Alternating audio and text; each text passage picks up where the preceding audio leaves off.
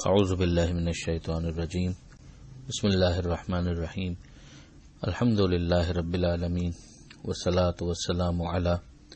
اشرف الانبیاء والمرسلین واہل بیتہ الطیبین الطاہرین المعصومین۔ سورہ مبارکہ بقرہ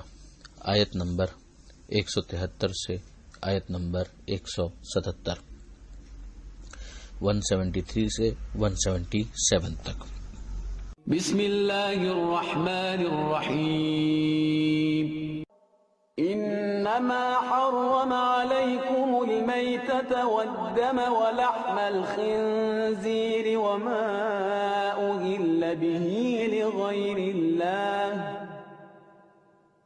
فمن اضطر غیر باغ ولا عاد فلا اثم علیہ ان اللہ غفور رحیم۔ ان الذین یکتمون ما انزل اللہ من الکتاب ویشترون به ثمنا قلیلا أولئك ما يأكلون في بطونهم إلا النار ولا يكلمهم الله يوم القيامة ولا يزكيهم ولهم عذاب أليم۔ أولئك الذين اشتروا الضلالة بالهدى والعذاب بالمغفرة فما أصبرهم على النار ذلك بأن الله نزل الكتاب بالحق وإن الذين اختلفوا في الكتاب لفي شقاق بعيد۔ ليس البر أن تولوا وجوهكم قبل المشرق والمغرب ولكن البر من آمن بالله واليوم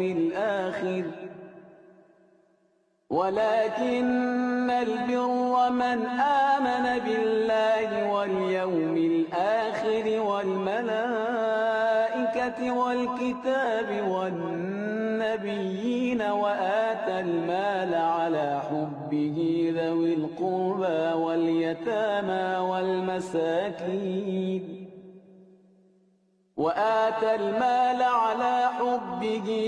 القربى واليتامى والمساكين وابن السبيل والسائلين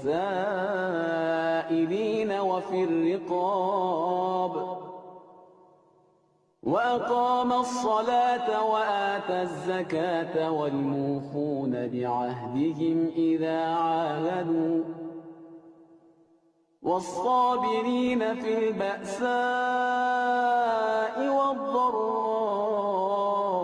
وحين البأس أولئك الذين صدقوا وأولئك هم المتقون۔ پروردگار عالم نے ما قبل کے صفحے پر جو آخری آیت تھی اس میں صاحبان ایمان کو مخاطب کر کے پاکیزہ رزق کے کھانے کی دعوت دی تھی، اجازت دی تھی اور شکر کا مطالبہ کیا تھا، اور اس میں عبادت کا حوالہ بھی دیا گیا تھا۔ اب ایک حصر اضافی ہے، حصر اضافی یعنی ایک فہرست جس کے اندر بظاہر کچھ چیزوں کو منحصر کیا گیا ہے، مگر ظاہر ہے کہ اس معاشرے کے اعتبار سے کہ جو بہت سی ایسی چیزوں کو بھی انہوں نے حرام کیا ہوا تھا کہ جس کی ممانعت نہیں تھی، اس کے مقابلے میں ایک فہرست دی جا رہی ہے کہ جس میں بہت سی پیش آنے والی ان چیزوں کو بیان کیا جا رہا ہے کہ جو خدا کی طرف سے حرام کی گئی۔ ان میں پہلی چیز ہے میتہ یعنی وہ جانور کہ جس کو صحیح طرح سے ذبح نہیں کیا گیا یا وہ خود سے ہی مر گیا یا اس کو صحیح طرح ذبح کرنے کی کوئی گنجائش ہی نہیں تھی، یہ مردار ہے، اور ظاہر ہے کہ اس کو نجس بھی مانا گیا ہے بہت سارے کیسز کے اندر، اور پھر اس کے گوشت کو بھی حرام قرار دیا گیا۔ اسی طرح سے خون کو حرام قرار دیا گیا، سور کے گوشت کو حرام قرار دیا گیا، اور وہ کہ جو اللہ کے سوا کسی اور کے لیے کسی اور کے نام پر ذبح کیا جائے اس کو بھی حرام کیا گیا۔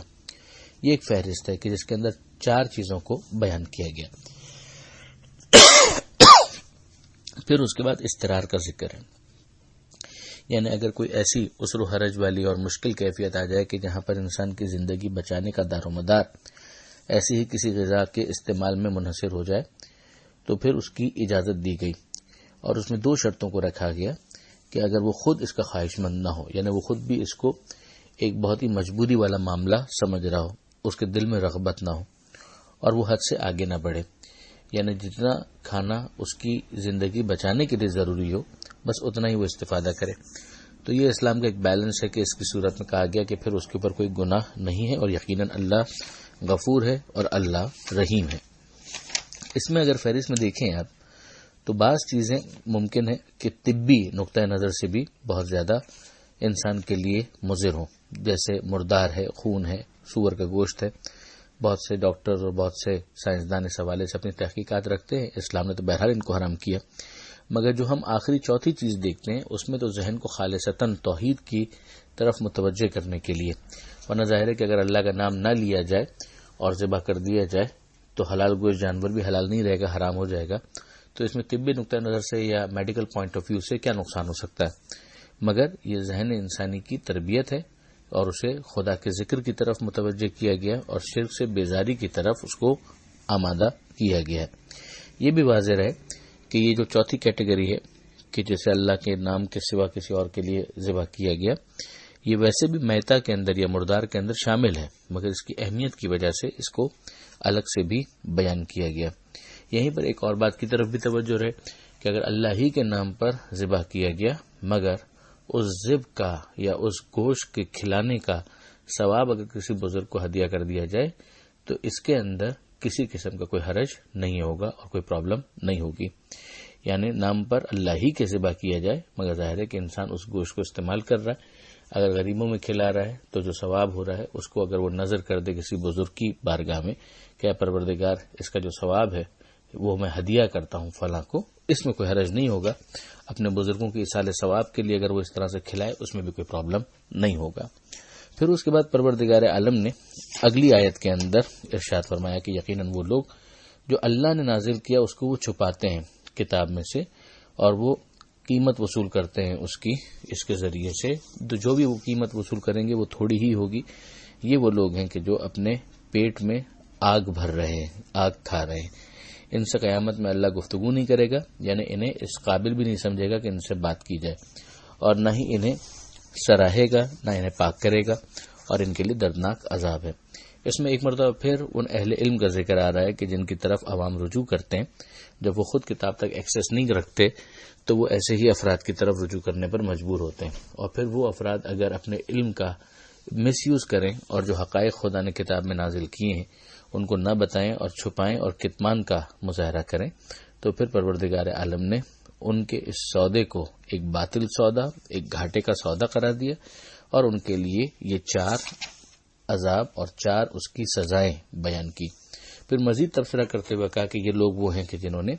ہدایت کو چھوڑ کر گمراہی کو خرید لیا اور مغفرت کو چھوڑ کر عذاب کو خرید لیا۔ اور پھر ایک طنزیہ انداز ہے جو قرآن کا ایک بلیغ طنزیہ انداز ہے کہ یہ کتنا زیادہ صبر کرنے والے ہیں، کتنی برداشت کی تاب رکھنے والے ہیں جہنم کی آگ پر۔ یعنی بظاہر دیکھیں تو دنیا کے اندر ہمیں دین والے اور دیندار طبقہ جو ہے وہ زحمت میں نظر آتا ہے، مگر ظاہر ہے کہ دنیا کی زحمتیں جتنی بھی ہوں بالآخر ختم ہونے والی ہیں، تو ان کے مقابلے میں وہ افراد کہ جو دنیا کی راحتوں کو لے کر آخرت کے آگ کے عذاب کو برداشت کرنے کا حوصلہ رکھتے ہیں، تو ان کا یہ مذموم صبر عجیب ہے کہ جو خود بذات ہی تعجب آور ہے کہ جس کے اوپر ایک انتہائی سرپرائزنگ کیفیت ڈیولپ ہونی چاہیے۔ پھر پروردگار فرماتا ہے کہ یہ اس لیے کہ ان لوگوں نے اللہ نے جو نازل کیا کتاب کو حق کے ساتھ، اور انہوں نے کیا کیا، ان لوگوں نے یقیناً اختلاف کیا ہے کتاب کے اندر، اور پھر وہ اس کے اندر بڑی سخت تفرقہ بازی کے اندر پڑ گئے، شقاق بعید کے اندر۔ شقاق یعنی تفرقہ اور شقاق بعید یعنی انتہائی سخت تفرقہ، یہاں پر بعید اس معنی کے اندر بیان کیا گیا ہے۔ تو اب یہ سمجھ میں آتی ہے بات کہ کتاب کے ذریعے سے تو ہونا یہ چاہیے تھا کہ شیرازہ بندی ہوتی، مگر یہاں پر تو شیرازہ بکھرتا چلا جا رہا ہے، جیسے کہ سنسیریٹی نہیں ہے۔ اگلی آیت جو ہے وہ بہت اہم آیت ہے اس اعتبار سے کہ اس کے بارے میں پیغمبر اکرم صلی اللہ علیہ وآلہ وسلم کا یہ فرمان بھی ہے کہ من عمل بہذہ الآیہ، کہ جو اس آیت پر عمل کرے تو گویا اس کا ایمان کامل ہو گیا، فقد استکمل الایمان، اس نے ایمان کو کامل کر لیا۔ بڑی اہم آیت کہ جس میں پروردگار فرماتا ہے کہ نیکی یہ نہیں ہے البر، یعنی نیکی کا کمال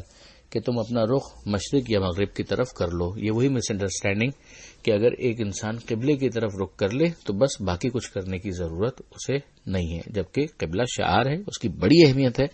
وہ انسان کی دین کے اعتبار سے ایک پہچان بن جاتا ہے، لیکن یہی سب کچھ نہیں ہے۔ تو پھر نیکی کیا ہے؟ نیکی کا کمال کیا ہے؟ ولیکن البر، اس کے اندر پہلی چیز ایمان کے حوالے سے کہی گئی کہ اللہ پر، آخرت پر، ملائکہ پر، کتاب پر اور انبیاء پر ایمان۔ اب ظاہر ہے کہ اس کی جو جزیات جو اس کے ساتھ جڑی ہوئی ہیں وہ اسی کے اندر کور ہو جاتی ہیں۔ تو یہ ایمان کا باب تھا جو یہاں پر بیان ہوا۔ پھر اس کے بعد کہا گیا وہ آت المالا، کہ یہ مال خرچ کرتے ہیں اللہ کی محبت میں، اور کن پر خرچ کرتے ہیں؟ رشتہ داروں پر، یتیموں پر، مسکینوں پر، اور جو مسافر بیچارہ ہو جائے یعنی فرزند راہ ہو جائے، اپنے علاقے میں ہو سکتا ہے کہ وہ بہت پیسے والا ہو مگر بہرحال مسافرت کی وجہ سے اگر کوئی پرابلم آ گئی ہے اور اب اس کے پاس مال نہیں ہے تو فی الوقت یہ پریشانی میں آ گیا ہے۔ وسائلین، اور سوال کرنے والوں پر۔ اب مساکین تو ظاہر ہے کہ وہ افراد جو غریب ہیں، فقیر ہیں، پریشان ہیں، مگر وہ ہاتھ نہیں پھیلا رہے، اور سائلین وہ ہو جائیں گے کہ جو ہاتھ بھی پھیلا رہے ہیں۔ وفر رقاب، اور غلاموں کی بابت، غلاموں کے معاملے میں بھی یہ خرچ کرتے ہیں۔ تب آپ نوٹ کریں کہ پہلا شعبہ ایمان کا تھا اور اس کی کچھ شاخیں بیان کی گئیں، پھر اس کے بعد دوسرا شعبہ مال کے خرچ کرنے کا تھا اور اس میں بتایا گیا کہ کہاں کہاں یہ مال خرچ کرتے ہیں۔ پھر اس کے بعد کہا گیا وہ اقام الصلاۃ و آت الزکاۃ، کہ یہ نماز قائم کرتے ہیں اور زکوٰۃ ادا کرتے ہیں، یعنی اب زکوٰۃ واجب کو الگ سے بیان کر دیا گیا، اور اس سے پہلے جو چیزیں مال کے حوالے سے آئی ہیں ان کو پھر اس سے ہٹ کر ماننا پڑے گا۔ اور نماز قائم کرنے کا جو معاملہ ہے اس کے اندر کہ صرف یہ نماز پڑھ نہیں لیتے بلکہ ماحول کو نمازی بناتے ہیں۔ اگر کوئی ادارہ ہے تو ادارے کے اندر نماز کا اہتمام کرتے ہیں، نماز جماعت کا اہتمام کرتے ہیں، اس کے لیے یہ اپنے وسائل کو استعمال کرتے ہیں، لوگوں کو کنونس کرتے ہیں کہ وہ آئیں اور مسجد کو آباد کریں۔ یہ سب کا سب اقامہ صلاۃ کے اندر آئے گا۔ پھر نماز کو بھی اس طرح سے پڑھنا جو اس کی شرائط ہے ان کا خیال رکھتے ہوئے یہ بھی نماز قائم کرنے میں آئے گا۔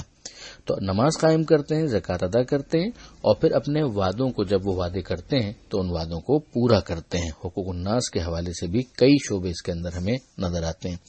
پھر اس کے بعد کہا جا رہا ہے والصابرین، یہ صبر کرنے والے ہیں، یعنی اپنے نفس کو اس طرح سے انہوں نے ٹرین کیا ہوا ہے کہ وہ اب صبر کی صفت سے متصف ہو چکے ہیں، ان کے اندر صبر ہے اور صبر کرنے والوں میں شامل ہیں۔ خاص طور پر یہ صبر کا مظاہرہ کہاں کہاں کرتے ہیں؟ فقر و فاقے کے اندر، بیماری میں، اور اگر میدان جنگ کا موقع آ جائے تو وہاں پر بھی یہ صبر کا مظاہرہ کرتے ہیں اور ثابت قدم رہتے ہیں، فرار اختیار نہیں کرتے۔ یہ ہیں وہ لوگ جنہوں نے سچ کہا، جو سچے ہیں، یعنی صرف دعوے دار نہیں ہیں ایمان کے، واقعاً یہ سچے ہیں، اور یہی وہ لوگ ہیں جو متقین ہیں۔ تو یہاں پر ان کو دونوں صفات سے پروردگار عالم نے سند دی کہ یہ سچے بھی ہیں اور یہ صاحبان تقوی بھی ہیں۔ یہاں پر یہ بہت اہم آیت نمبر 177 جس میں ایک چیک لسٹ دے دی گئی ہے، ایک مرتبہ پھر الگ انداز سے وہ یہاں پر مکمل ہوتی ہے۔ پروردگار عالم سے دعا ہے قرآن مجید سمجھنے اور اس پر عمل کرنے کی توفیق عطا فرمائے، اور وارث قرآن امام زمانہ کے ظہور میں تعجیل فرمائے۔ وآخر دعوانا ان الحمدللہ رب العالمین، والسلام علیکم ورحمۃ اللہ وبرکاتہ۔